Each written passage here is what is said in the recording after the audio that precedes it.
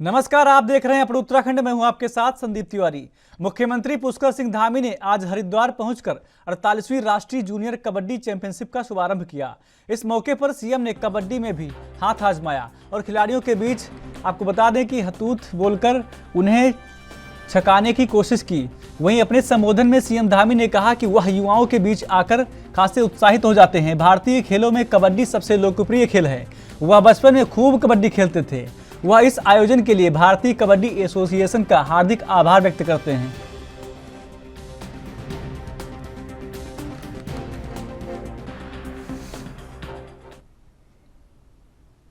वहीं मुख्यमंत्री आपको बता दें कि पुष्कर सिंह धामी ने स्थिरता के लिए हिमालय के भूविज्ञान पर federation of Indian Jio sciences association की तीसरी त्रिवार्षिक आपको बता दें कि कांग्रेस में भाग लिया है। इस दौरान सीएम धामी ने सभा को संबोधित करते हुए कहा कि अगर गहराई से अध्ययन किया जाए तो हम पाते हैं कि हिमालय का भूविज्ञान हमारे विकास का सतत माध्यम है।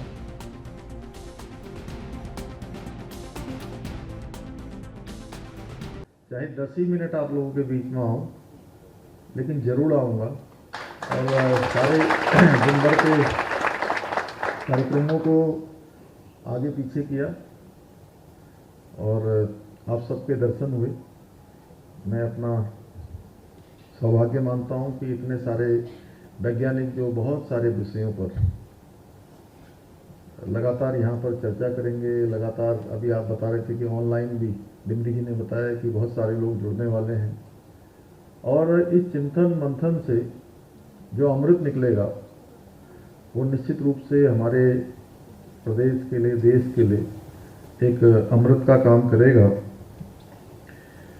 मुझे पूरा विश्वास है कि इस सम्मेलन में आप सभी पर्वतजनों द्वारा जो विचार मंथन किया जाएगा, उस विचार मंथन से बहुत सी सामाजिक कल्याण के क्षेत्र में जो विकास कार्य किए जा रहे हैं, उन सभी को एक साइंस, टेक्नोलॉजी जो आज हमारे लिए एक बहुत बड़ा साधन है। और बार बार मैं क्योंकि जितनी मीटिंगों में जाता हूँ, हमारे देश के यशस्वी प्रधानमंत्री मोदी जी हर समय साइंस की बात करते हैं और टेक्नोलॉजी की बात करते हैं। हाँ, हमारी काम करने की जो आवृत्ति है वो बड़ी है, आसान हुआ है। बहुत सारी चीज़ें जिसके बारे में सोचना भी, कल्पना करना भी दूर की बात थी, वह भी साइंस एंड टेक्नोलॉजी ने बहुत आसान बनाया है। मुझे यह भी बताया गया है कि इस सम्मेलन में आज का इसका जो सब्जेक्ट है वो सतत विकास हेतु हिमालय का भूविज्ञान है। भाइयों बहनों, हम सभी जानते हैं कि हिमालय और इसका भूविज्ञान इसका महत्व देश दुनिया के लिए अत्यंत ही महत्वपूर्ण है। वर्तमान परिप्रेक्ष्य में यदि हम गहराई से अध्ययन किया जाए तो हम पाते हैं कि हिमालय का भूविज्ञान हमारे विकास का सतत माध्यम है। लगातार जो सस्टेनेबल विकास है उसका एक बड़ा माध्यम है और हमें गर्व भी है कि उत्तराखंड प्राकृतिक दृष्टि से बहुत ही महत्वपूर्ण राज्य है और इसके जितने भी विकास के आयाम हैं उन सभी को बनाते समय, उस पर आगे बढ़ते समय हमने एक चीज़ का विशेष रूप से ध्यान किया है कि इकोनॉमी भी बढ़नी चाहिए और इकोलॉजी भी बनी रहनी चाहिए। दोनों के बीच में संतुलन कैसे बना रहे, इसको ध्यान में रखते हुए हम आगे बढ़ रहे हैं। क्योंकि हमारे पास ईश्वर का दिया हुआ, मैं कहता हूँ ईश्वर का दिया हुआ, प्रकृति का दिया हुआ प्राकृतिक संपदा हैं, घने जल हैं, यहाँ लगातार 12 महीने बहने वाली हमारे यहाँ नदियाँ हैं, पर्वतराज हैं और शुद्ध वातावरण है, शुद्ध पर्यावरण है। और ये जैव विविधता ये पूरे देश और दुनिया में मैं कहूँ कि अपने आप में अलग से विशिष्ट है। इसके साथ साथ ही हिमालय हमारे देश की शोभा बढ़ा रहा है। मेरा मानना है कि देश की जलवायु की गुणवत्ता को सुधारने के लिए, जिस पर आप लोग लगातार चिंतन करने वाले हैं, पर्यावरण संतुलन बनाए रखने का भी हिमालय का विशेष महत्व है। दोनों ही चीज़ें चलती रहें। हाइड्रो पावर की दृष्टि से भी हमारे यहाँ बहुत संभावनाएं हैं। उसके लिए भी विशेष महत्व है कि सही अर्थों में देखा जाए तो यह ऊर्जा का अप्रत्यक्ष स्रोत भी है, क्योंकि जहाँ हाइड्रो के क्षेत्र में हमारा जब ये राज्य बन रहा था, अभी मैं 2 दिन पहले हमने यहाँ उत्तराखंड जल विद्युत निगम जो हमारा है उसकी हमने वर्षगांठ मनाई। उस वर्षगांठ के अवसर पर भी, क्योंकि जो हमारी शुरुआत हुई आज बहुत सारे आयामों में, कहीं पर सोलर की हो रही है, कहीं पर वो दूसरा वाला क्या होता है थर्मल और तमाम प्रकार की चीज़ें हो रही, लेकिन उस सब में भी जो है जो हाइड्रो का अपना स्थान है वो अलग है। और यहाँ पर इस राज्य में सबसे ज़्यादा संभावना है। राजधानी देहरादून में 2 दिवसीय हिमालय शोध और पर्यावरण संतुलन को लेकर कई बड़े वैज्ञानिकों की विशेष कार्यशाला शुरू हो गई है। 2 दिवसीय कार्यशाला का शुभारंभ करने मुख्यमंत्री पुष्कर सिंह धामी पहुंचे। इस मौके पर यहां मुख्यमंत्री ने वैज्ञानिकों से अनुरोध किया है कि वह हिमालय में हो रही उथल पुथल के साथ ही लगातार आ रहे भूकंप पर भी शोध करें, ताकि इसके कारणों और इसके बचाव के तरीकों में एक और अधिक जानकारी मिल सके।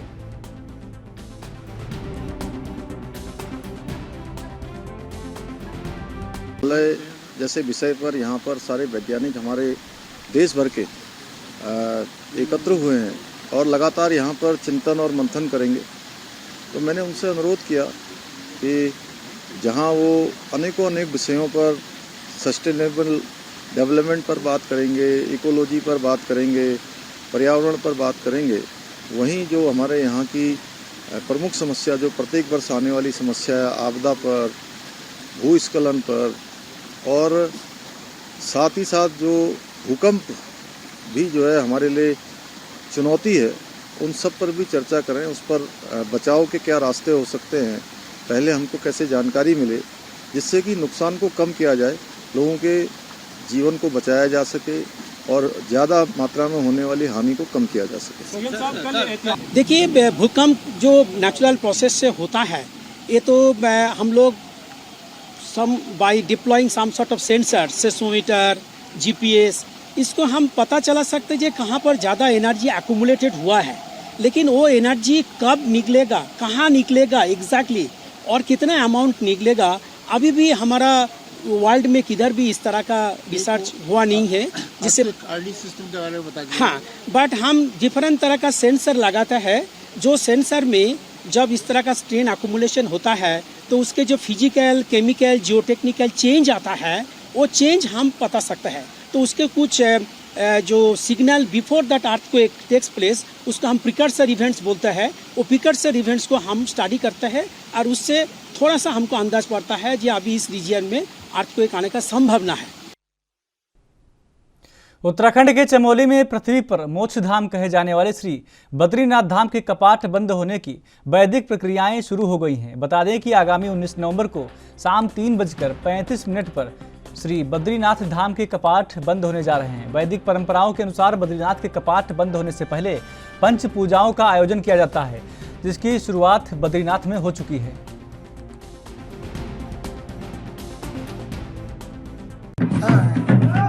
आज पंच पूजा के अंतर्गत भगवान आदिकेदारेश्वर के पावन कपाट निविलिन किए जाएंगे।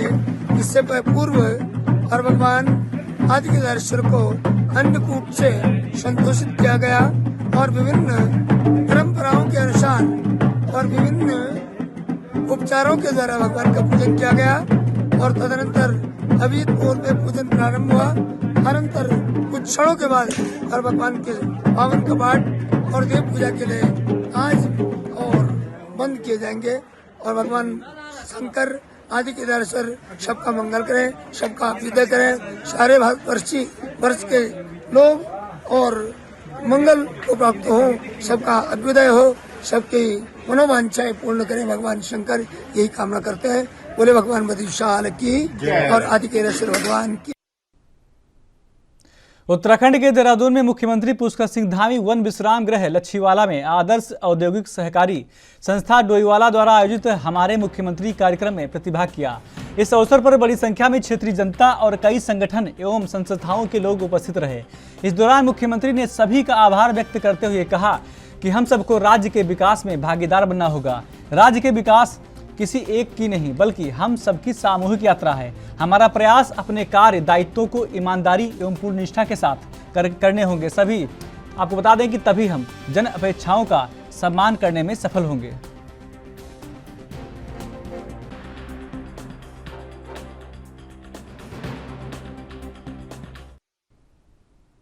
उत्तराखंड के मुख्यमंत्री पुष्कर सिंह धामी की फ्लीट वाडिया हिमालयन भूविज्ञान संस्थान से सचिवालय आ रही थी। तभी इस दौरान सीएम धामी ने ओएनजीसी चौक के समीप स्कूटी पर सवार 2 युवकों को गिरते हुए देखा, जिसको देख सीएम ने अपनी फ्लीट रुकवाई और दोनों युवकों का हाल जाना। साथ ही दोनों को अस्पताल भिजवाया और युवाओं से हेलमेट पहनने को भी अपील की।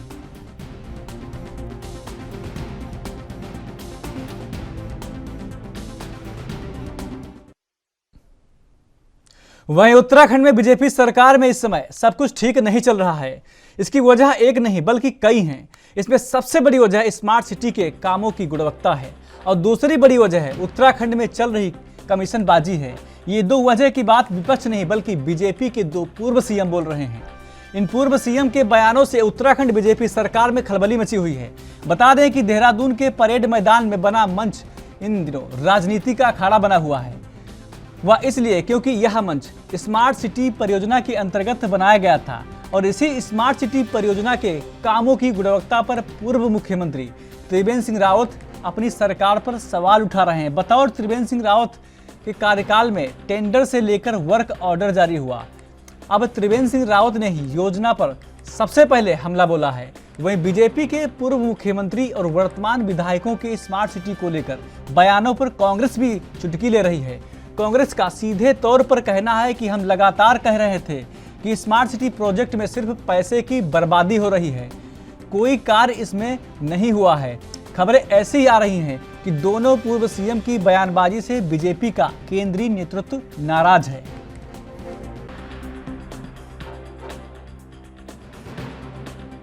भारत सरकार ने 100 शहरों को स्मार्ट सिटी में डेवलप करने का निर्णय लिया था और जो देहरादून का चयन हुआ था वो आखिरी राउंड में हुआ था।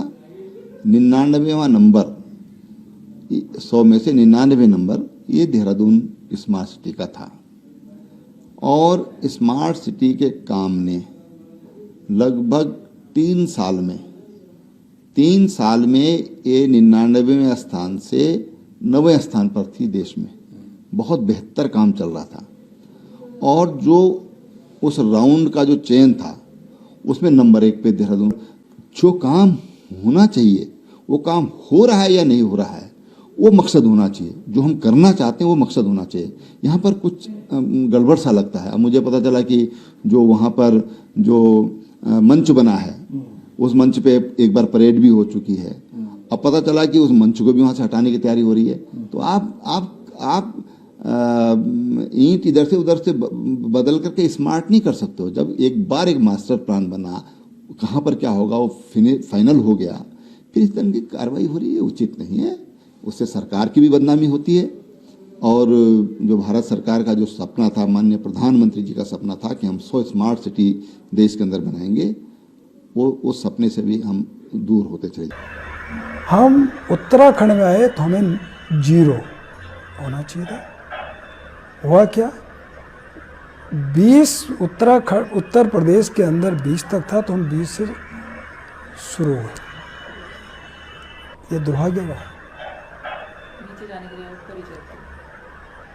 अरे मैं इस बात को मैं बार बार भी कहता हूँ और कहा भी मैंने, और इसके लिए मैं किसी को दोषी ऐसा नहीं कि कोई एक व्यक्ति तो दोषी नहीं है। ये मैं कहूँ साहब कोई, तो ये मानसिकता है और उसको ठीक करने की ज़रूरत है। यह मेरा प्रदेश है, यह मेरा परिवार है। यह भाव जब तक नहीं आएगा तब तक ठीक नहीं हो सकता। तो इसके लिए अधिकारी भी और जनप्रतिनिधि को भी सोचना पड़ेगा। जनप्रतिनिधि बच नहीं सकता। जिस भ्रष्टाचार की बात आपने की है, हम अधिकारी को तो दंडित कर दे रहे हैं, लेकिन उसको पीछे कौन था? जनप्रतिनिधि। तो जनप्रतिनिधि और अधिकारी, तो ये दोनों ही उतने दोषी हैं जितना एक आप कह रहे हैं थोड़ा उथल पुथल, ये उथल पुथल तो पहले से है, भूचाल आया हुआ है। और ये भूचाल जो है ना, ये हम वैसे भी सीस्मिक जोन में रहते हैं, तो हमारे को ये जो वाइब्रेशन है ये पहले भी पता चल रहे थे। भारतीय जनता पार्टी में जितनी गुटबाजी है अब वो खुल के बाहर आ रहे हैं। आप जानते हैं ना, फोड़े फुंसियां जब बाहर निकल के आते हैं तो बीमारी का तब पता चलता है। और अब पता चल रहा है इनकी बीमारी का कि अंदर से ये एक है ही नहीं। और स्मार्ट सिटी के नाम पर अगर ये कह दिया गया कि हर डिपार्टमेंट में 40% कमीशन लिया जाता है, तो तीरथ सिंह रावत जी भी मुख्यमंत्री रहे थे और जितने समय वो मुख्यमंत्री रहे तब हमने कुंभ का घोटाला देखा। तो आप समझ लीजिए कि वो अच्छी तरह जानते हैं कि 40% का जो ये जो कमीशन वाली वो बात कह रहे हैं वो हर डिपार्टमेंट में है। और हाँ, एक पूर्व मुख्यमंत्री को आज वाले मुख्यमंत्री को पूर्व बनाने की भी इच्छा होगी और ये दिक्कत भी होगी कि भाई एक ही व्यक्ति क्यों कमा रहा है। तो ये राज्य की जनता के साथ एक बहुत बड़ा धोखा किया जा रहा है और इस पर तुरंत कार्रवाई करके एक व्हाइट पेपर लाया जाना चाहिए, क्योंकि ये लोकतंत्र है और जनता को बताया जाना चाहिए कि आखिर ये कमीशन खोरी इतनी। उत्तराखंड सरकार की कैबिनेट बैठक में जबरन धर्मांतरण पर लगाम कसने के लिए बड़ा फैसला लिया गया है। कैबिनेट की बैठक में धर्मांतरण कानून में सख्त संशोधन किया गया है। इसके तहत अब से जबरन धर्म परिवर्तन, आपको बता दें कि संज्ञेय अपराध होगा। इसके तहत सजा का भी प्रावधान किया गया है। नए कानून में जबरन धर्मांतरण कराने पर 10 साल की सजा का प्रावधान रखा गया है। वहीं इस मामले में अब साधु संतों का बयान भी सामने आया है। उनका कहना है कि धर्मांतरण बड़ी समस्या है।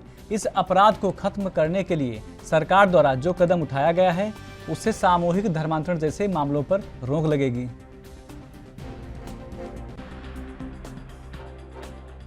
उत्तराखंड सरकार के द्वारा ये जो आज कैबिनेट में प्रस्ताव पास किया है, ये स्वागत योग्य कदम है। जबरन धर्मांतर भारत में पिछले 70 साल से हो रहा है और शासन को इस पर कठोरता से रोक लगानी चाहिए। माननीय मुख्यमंत्री जी ने एक अच्छी पहल की है देवभूमि उत्तराखंड में। अगर कोई भी प्रकार बलात्पूर्वक किसी व्यक्ति का धर्म में परिवर्तन किया जाता है तो दंडनीय अपराध होना चाहिए और ये 5 से 10 साल की सज़ा का जो प्रावधान किया है, आगे विधानसभा में इसका प्रस्ताव पास हो, सारा साधु समाज इसका स्वागत करता है। आज उत्तराखंड सरकार ने बहुत ही साहसिक और सराहनीय फैसला लिया है। धर्मांतरण का जो ये फैसला है ये सभी के हितों में है। इससे एक समाज में बड़ी द्वेषता फैल रही थी और उसमें 10 साल का प्रावधान सजा का दिया गया है। भारत साधु समाज और संत समाज में हर्ष की लहर है। हम इसकी अति प्रशंसा करते हैं और इस तरीके का कानून हम ये मांग करते हैं कि केंद्र सरकार में भी सभी राज्यों के लिए यह कानून लागू होना चाहिए, ताकि समाज में सभी संप्रदायों में आपसी। कांग्रेस की भारत जोड़ो यात्रा का आज हल्द्वानी में समापन हो गया है। कांग्रेस ने अपनी यात्रा की शुरुआत हल्द्वानी से कांग्रेस के स्वराज भवन से की। इसके बाद शहर के अलग अलग मार्गों से होते हुए यात्रा वापस स्वराज आश्रम पहुंची, जहां कांग्रेस की भारत जोड़ो यात्रा का समापन हो गया। कांग्रेस की भारत जोड़ो यात्रा में हल्द्वानी से कांग्रेस के विधायक सुमित हृदयेश मौजूद रहे। इस मौके पर कांग्रेस कार्यकर्ताओं से आपस में एकजुट रहने का आह्वान किया गया। कांग्रेस विधायक सुमित हृदयेश ने कहा कि देश के अंदर बीजेपी धार्मिक उन्माद फैलाकर लोगों को बांटने का काम कर रही है। उन्होंने कहा कि आज देश के अंदर जो भी जनता को बांटने का काम किया जा रहा है वह सही नहीं है।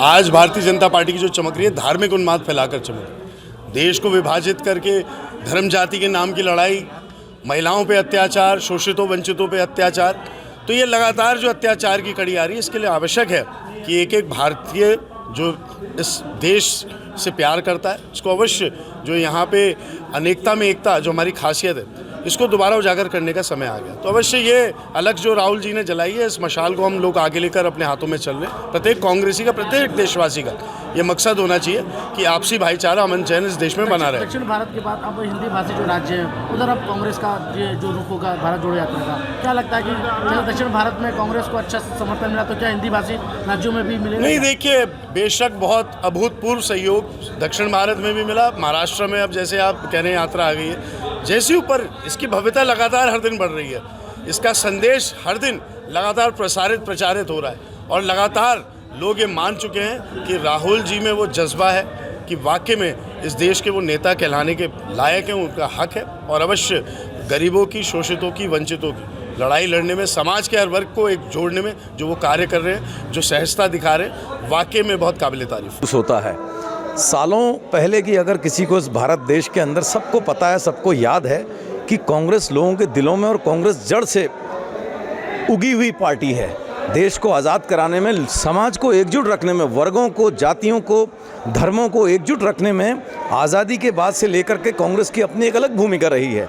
लेकिन बीच में आज के दिन का जो ये टेन्योर चल रहा है, जो भारतीय जनता पार्टी की केंद्र में सरकार का जो टेन्योर चल रहा है, उसमें क्या हो रहा है, किस तरह का घमासान हो रहा है, आप देख रहे हैं कि क्या समाज की हालत होगी, क्या व्यापारियों की हालत है, क्या बेरोजगार युवाओं की हालत है। इन सबको लोगों के दिल में एक अलख पैदा करने के लिए हमारे शीर्षस्थ नेतृत्व ने एक यात्रा शुरू करी है। हम भी उसी को कंटिन्यू कर रहे हैं हल्द्वानी जैसे छोटे से शहर में। मैं समझता हूँ समाज में एक समरसता है, इस वजह से हम आज यात्रा शुरू कर। उत्तराखंड के हल्द्वानी में हाईकोर्ट की शिफ्टिंग के कैबिनेट से सैद्धांतिक सहमति मिलने के बाद अब इसका विरोध भी शुरू हो गया है।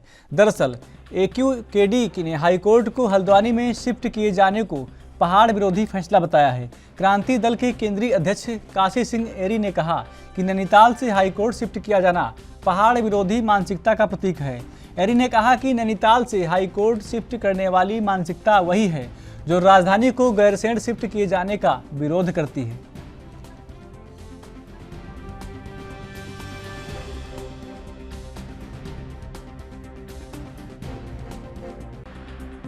ये कौन सी मानसिकता काम कर रही है पहाड़ के खिलाफ? ये वही मानसिकता है जो स्थायी राजधानी को, परमानेंट कैपिटल को गैरसैंण में जाने से रोकती रही है। और राजधानी का मसला गैरसैंण बनाम देहरादून करके इन्होंने इसको उलझाया है। तो उसी मानसिकता के तहत नैनीताल के हाई कोर्ट को हल्द्वानी शिफ्ट करने की बात हो रही है। मुझे नहीं लगता है कि नैनीताल में ये हाई कोर्ट होने से कितना बड़ा नुकसान किसको हो रहा था, मुझे इसका आकलन नहीं है। लेकिन मेरा मानना ये है कि ठीक है, नैनीताल में आपको हाई कोर्ट के संचालन में दुविधा हो रही है, असुविधा हो रही है, या किसी वर्ग विशेष को असुविधा हो रही है, तो सीधी सी बात हमारी ये है उत्तराखंड क्रांति दल की कि आप गैरसैंण को स्थायी राजधानी घोषित कीजिए और वहीं पर इस हाई कोर्ट को नैनीताल। उत्तराखंड के अल्मोड़ा में महिला आयोग की उपाध्यक्ष ज्योति शाह ने अल्मोड़ा जेल का निरीक्षण किया। जेल निरीक्षण के दौरान उपाध्यक्ष ने कैदियों की बैरकों का निरीक्षण किया और कैदियों से उनकी समस्या पूछी। अल्मोड़ा जेल में कैदियों की सबसे बड़ी समस्या रहने की है। 110 कैदियों की क्षमता वाले जिला कारागार में अभी 355 कैदियों को रखा गया है।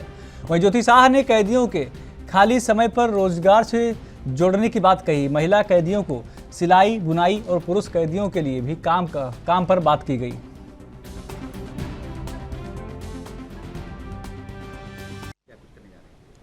आज मैंने यहाँ अल्मोड़ा जेल का निरीक्षण किया। इसमें जेल निरीक्षक जो हमारे हैं उनसे मिल करके बंदियों की समस्या भी जानी। पहले तो उनसे ही पूछा कि क्या क्या समस्या आ रही हैं, फिर बंदियों से भी सबसे उनकी समस्या पूछी। तो हमने ये कोशिश कर रहे हैं हम लोग कि जो यहाँ पे करीब 340 या 350 कैदी जो यहाँ पे भर्ती हैं, तो उनकी जो मैन पावर है उसका सदुपयोग कैसे किया जा सकता है। इस विषय में जेलर साहब ने भी मुझे बताया कि काफ़ी लोग कई चीज़ों के लिए इच्छुक हैं। कई यहाँ पर नई नई किस्म की बहुत सारी चीज़ें हमने यहाँ पे देखी जो कैदियों द्वारा बनाई गई थी और उनके निर्माण किया गया था। तो उसके लिए हमने महिला कैदियों के लिए विशेष रूप से सिलाई, बिनाई, कढ़ाई प्रशिक्षण के लिए आपस में बात की। एक NGO से भी मैंने बात की, तो उन्होंने आश्वासन दिया है कि वो यहाँ पर इनको आकर प्रशिक्षण भी देंगी और उनसे काम करवा के उनको सामान को स्वयं खरीदेंगी। जो उनके बनाए उत्पाद हैं उनको स्वयं खरीदेंगी ताकि उनको उनका मेहनत। उत्तराखंड के इस खास बुलेटिन में मेरे साथ इतना ही। बाकी देश प्रदेश की तमाम खबरों के लिए देखते रहिए ANB न्यूज़। नमस्कार।